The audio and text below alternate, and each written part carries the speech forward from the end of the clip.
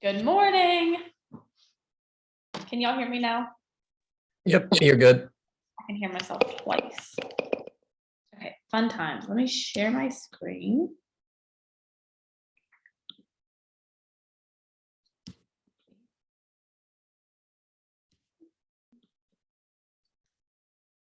Oh my gosh. Okay. Shut that because I can hear myself. All right. So interesting numbers again. I feel like we say that every week, but for real. Let me try to zoom in here. Total active listings is down just by 3, but still we're just down in total active listings, which feels terrible, right? New listings in the last 7 days is down a good bit. So we're just not seeing the inventory come on the market. And I don't know about y'all, but I feel that. And I know my buyers feel that too. Total new pendings is 296. So also down from last week. Total closings is up just by 2, 172. Average days on market jumped up to 64, which I thought was interesting. The average price, just about the same, 270,000. Number of price reductions, 135. So that went up. But what I thought was interesting was the sales price to list price ratio is up to 98%. 98.3 if it doesn't change. And so if we go back, right, we were right here at 94% in the beginning of the year, which is standard for the beginning of the year, but we're going up because we're seeing multiple offers again, or at least I am, because of the inventory. Number of expireds was down, which makes sense, one, for the time of year, and hopefully we're not expiring because of the lack of inventory. If we look at the number of agents, look at that jump up from 119 to 132. And then this number, we went down on the interest rate. Although if we're watching any news, which I really try not to, we do know that the Fed is going to keep increasing the interest rate because we're not slowing down our spending. It was awesome. What are you guys feeling in the market that reflects these numbers, right? Ken, nodding along with me. Let's say that. Sorry, I can't hear. Somebody has their mic on. No, I'll tell you what, it's been pretty hectic. Like I just put an offer in last night.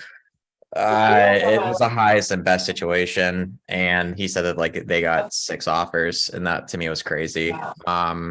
That it was up for maybe a day and a half before they got all those.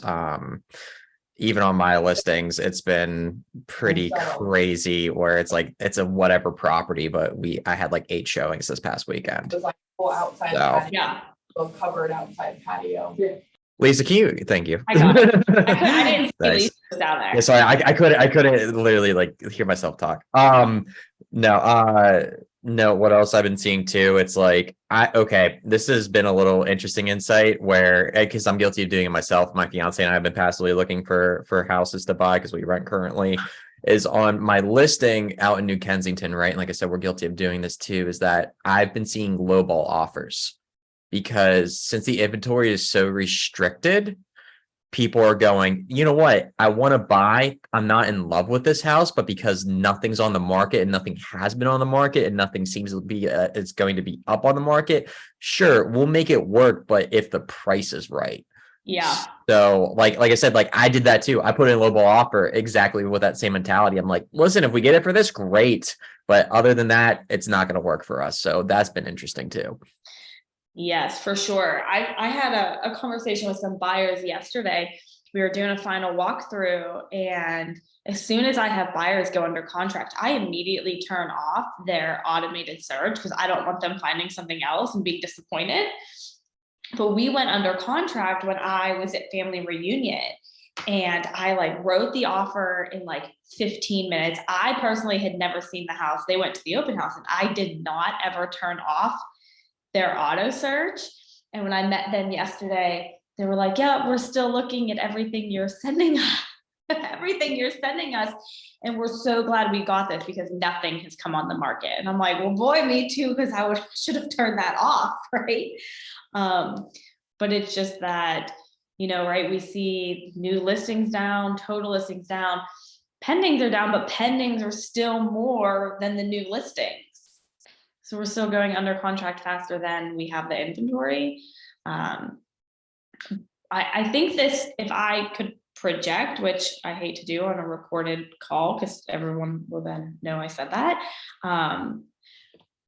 But this average days on market, if we don't see an increase in inventory, I would suspect that would start to go down a little bit.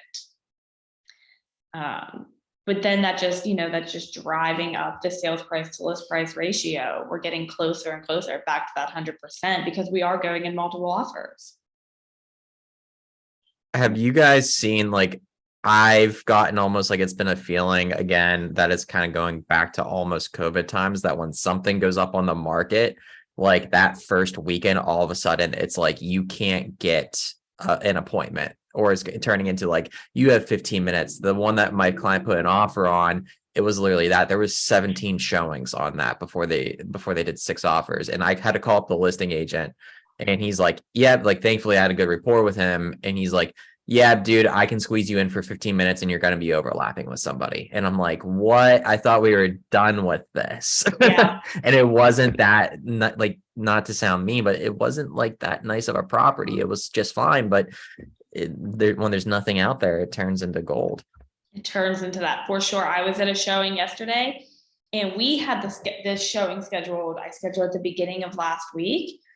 And they weren't allowing showings yet, which is how I was able to get it that far in advance. But after I had booked my showing, she scheduled an open house. So I have a showing and here she comes to begin hosting an open house. I was like, what is happening? And, not in our area, but in Connecticut, someone in the Keller Williams Young Professional showed a picture of an open house from over the weekend with a line down the street of people waiting to get in. Again, that's not here in our market, but I agree with you, Ken, that it feels a lot like because of our lack of inventory, we're going back to those COVID times, which I know my buyers were so happy to get out of, hoping this spring was going to be different. And here we are again. And it's just a testament to that.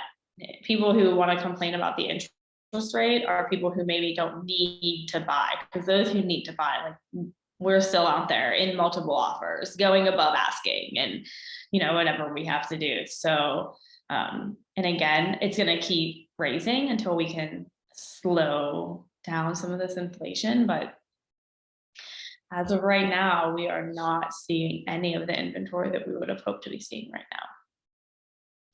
So that's just different conversations to have with our sellers and then with our buyers.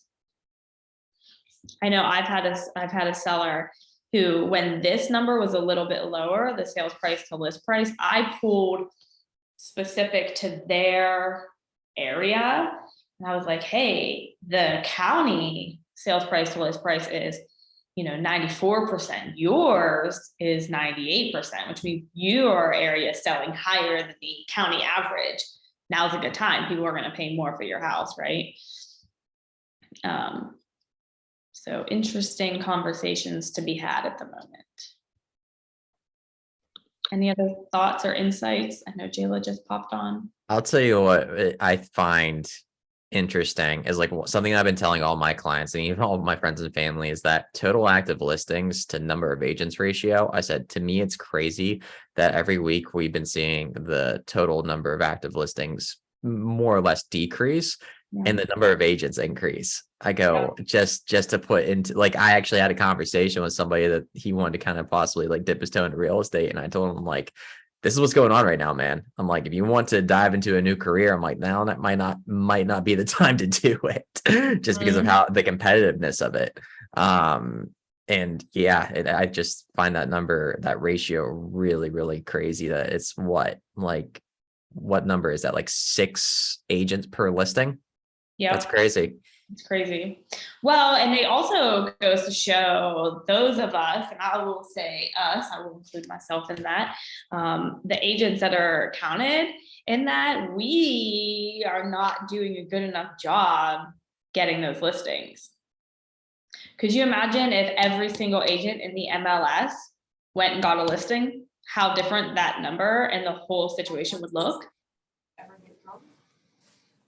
Or have a buzz and make some people. Now we know that's not the case. We know some of those agents are just sitting there and they're not actually working, or they're part-time, or they have it only for certain purposes. But even if 50% of the agents in the MLS was targeting listings, so now is the time, right? Like it's always the time for listings, but we really need to be going after those listings for our buyers. It goes back to the conversation that we were having during COVID, was door knocking and saying, I have a buyer in your area, there's no inventory. Would you be willing to sell your house for the right price? And I actually just did that last week to a neighbor. And now I have to see this person every day. So it worked. No, we didn't sell yet. I'm trying to get them to sign a 3-day listing contract with me, just like to get my buyers in there to look at it. We shall see. We're talking that through. I'll keep you posted. Stalking them. I know. Best of luck. But that's where we're at, right? We need inventory. Anyone else have any thoughts? Change the color of frame when it's colder. All right, then this will be recorded and uploaded for all of you that are here. Don't forget, we have the team meeting tomorrow at 11, followed by CoStar and LoopNet training. If you want to do that, it's a lunch and learn. Make sure you register. If you need the link, let me know. And then PC tomorrow will be buyer presentation. All right. Thanks, Allie. All right. Have a fabulous Monday.